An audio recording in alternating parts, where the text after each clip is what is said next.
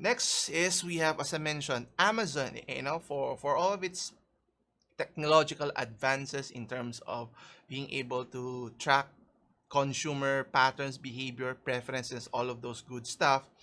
Here we have an article in arstechnica.com which mentions the US, the government itself, is cracking down on Amazon's uh, being able to sell hazardous items, and not just a few items, a lot of items, in the north of 400,000 units here. So let's see here.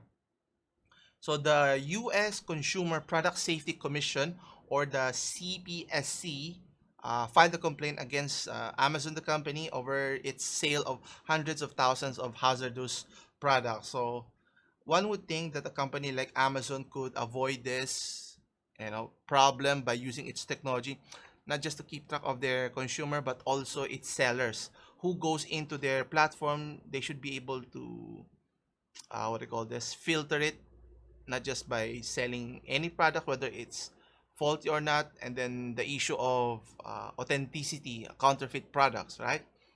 But here we are today. They were caught selling carbon monoxide detectors that failed to detect, obviously, carbon monoxide, which is not good. And obviously, carbon monoxide is not detected. You cannot see it in the air. By the time you realize it, you know, could have catastrophic implications, whether there's fire or just carbon monoxide, running around in your area here.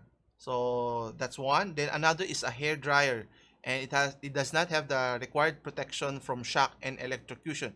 So imagine that you're using a hair dryer to blow, to dry your hair, and then little do you know, when you plug it in, you could be electrocuted, and at worst could die.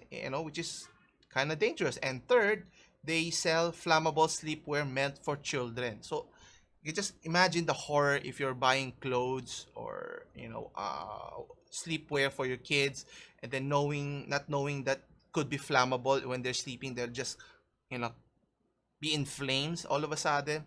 This is not good. Now obviously the government has to take a closer look here and has already tried to step in, and let's see what Amazon says here. Anyway, so what Amazon is doing is halting sales, and most of them have already halted most of the sales, as mentioned, and issued refunds. Now, is it enough what they did?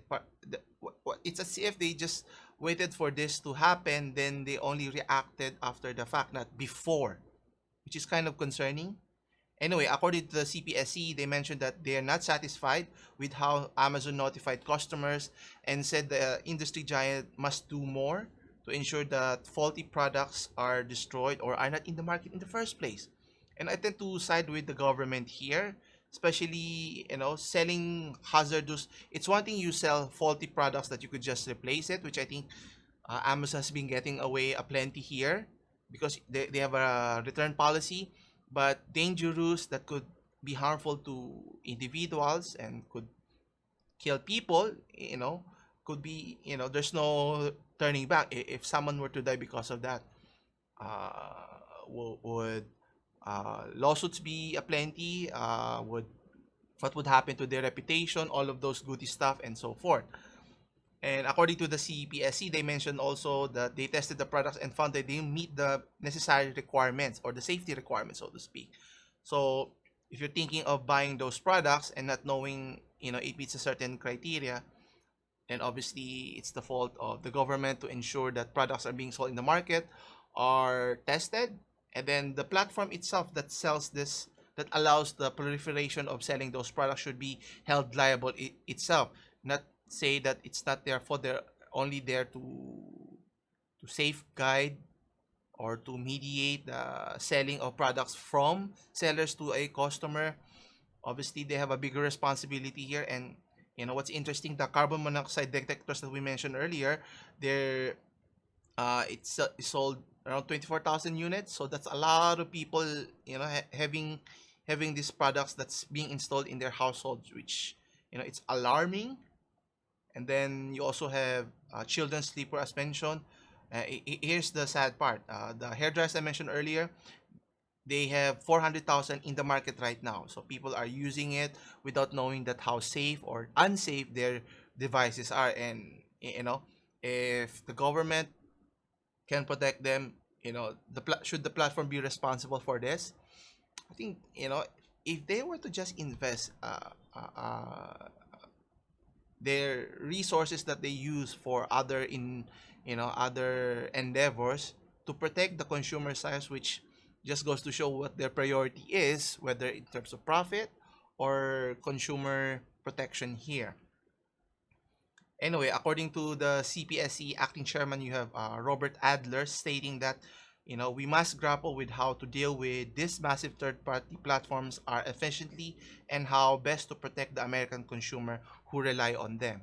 Which is goes to show that if a company grows too big, who tends to be complacent and tends to neglect the uh, being concerned with how consumers, not just the consumers, the sellers, all the shareholders within their ecosystem should be put on a higher standard here. Obviously, Amazon is uh, a big giant in the e-commerce platform. Now they're foraying into streaming services, into music, into games, and even into movies.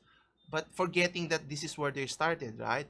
Without those core customers buying from their platform, they will not be where they are today.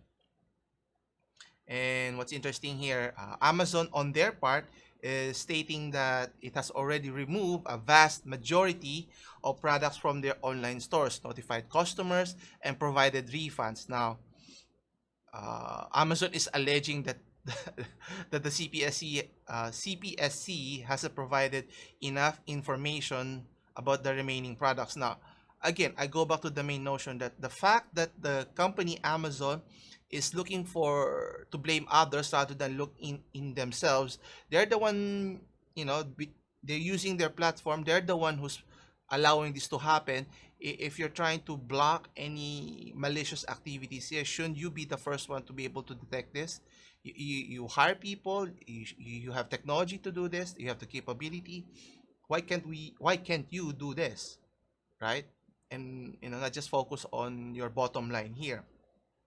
Even though Amazon stated that they are offering refund to consumers, the the funny thing about this, they may be offering refunds, but they're offering Amazon gift cards or credit gift cards to your account. So technically, you're not refunding any money here. You're just filtering the money that will be used later on in their future purchase. So again, it just goes to show that they're always finding loopholes to be able to, earn a substantial profit. And obviously, the kudos or the responsibility lies on Amazon in terms of notifying its customers about its defective product via email and so forth. Now, obviously, notifying them it's not enough, but they have to make an official announcement, whether through social media, through through to print media and so forth, announcing to all consumers who have bought their products that that they are at fault. If you don't admit it, there's no one else to be blamed but you. If there was an accident and lives were lost because of this, it always boils down to the company that let it happen in the first place here. And it just goes to show here that the control, the power that Amazon flexes over its distribution chain, in terms of when you buy a product, you have to go through the Amazon's platform, and then third party sellers are in contact with Amazon, so you have to go through the different layers of Amazon's processes. And then when they return the product, or if they return faulty products, they have the option to be able to resell it if it's in good condition. That's why you hear new articles, we've discussed it before, that they have a quota of destroying several thousands of hundreds of thousands of items that are not being resold.